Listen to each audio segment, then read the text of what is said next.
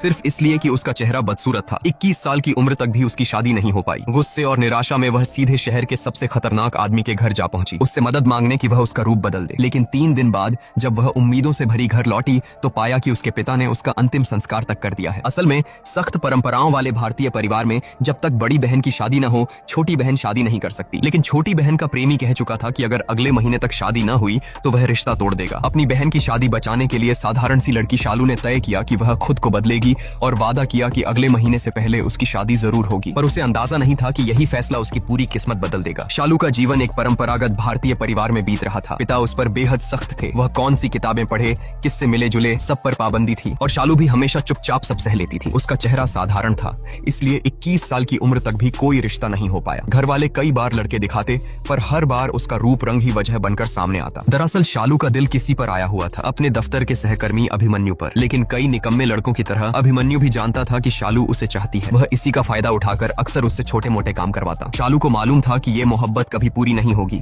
लेकिन जब जब अभिमन्यु उसे थोड़ी सी उम्मीद दिखाता वह सपनों में खो जाती और उसकी हर मांग मान लेती। यहाँ तक कि 40 डिग्री की झुलसाने वाली गर्मी में भी वह मोटा सा कार्टून भालू वाला कॉस्ट्यूम पहनकर उसकी पार्टी में जोकर बन जाती। उस भारी हेलमेट जैसे सिर के भीतर दम घुटता था, लेकिन वह सह लेती। ऊपर से सहकर्मियों की तानों भरी हंसी उसके कानों में चुभती रहती। भागते भागते वह लिफ्ट में पहुंची, जहां उसका सामना एक पुराने बदनाम गुंडे से हुआ। यह वही आदमी था जो उसके नीचे वाले फ्लैट में रहता था और जिसने सिर्फ 13 साल की उम्र में हत्या करके जेल की हवा खाई थी। पिता हमेशा कहते थे कि यह आदमी अभिशाप है, इससे हमेशा दूर रहना चाहिए। शालू ने राहत की सांस ली कि उसका भारी भरकम भालू वाला मुखौटा चेहरा छुपा रहा था, मगर अचानक बीच रास्ते में ही लिफ्ट खराब हो गई। बंद लिफ्ट के तंग माहौल में तापमान तेजी से बढ़ने लगा।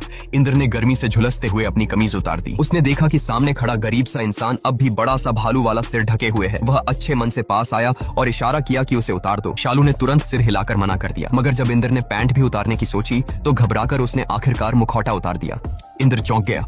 उसे उम्मीद नहीं थी कि भालू के कपड़ों के भीतर कोई लड़की होगी और वो भी उसकी ऊपर वाले फ्लैट की पड़ोसन। शालू भारी कपड़े उतारने में झिझक रही थी तो इंद्र ने मदद करनी चाहिए, लेकिन जरा ज्यादा जोर लग गया और उसकी ड्रेस फट गई। तभी अचानक लिफ्ट दोबारा चल पड़ी। घबराई शालू तुरंत भागी, पर गलती से अपना भालू वाला छोटा मुखौटा वहीं छोड़ गई। इंद्र उस मुखौटे को हाथ में लेकर उसका पीछा करता हुआ लाइब्रेरी तक पहुंचा, जहां उसे पता चला कि शालू यही लाइब्रेरियन है। यह वही इंद्र था जिसे मोहल्ले वाले हत्यारा कहकर दूर रहते थे। लेकिन शालू उससे डरी नहीं, उल्टे उसने ईमानदारी से उसे किताबें सुझाई। इसके बाद इंद्र अक्सर किताबें लेने लौटाने के बहाने लाइब्रेरी आने लगा। दोनों धीरे धीरे एक दूसरे में घुलने लगे, मगर भोली शालू को पता ही नहीं चला कि इंद्र हर बार कुछ कहना चाहता था पर कह नहीं पाता। इसी दौरान एक रात उसकी बहन अपने बॉयफ्रेंड के साथ आई और बोली, मैं तुम्हें एक अच्छे लड़के से मिलवाना चाहती हूँ। लड़का सलीके से तैयार था, शालीन बातें करता था, पर बहन उसी वक्त उससे खूब घुल मिलकर बातें करने लगी। कई बार शालू बोलना चाहती, मगर बहन की आवाज हर बार उसे दबा देती। धीरे धीरे समझ नहीं आया कि ये रिश्ता शालू के लिए है या बहन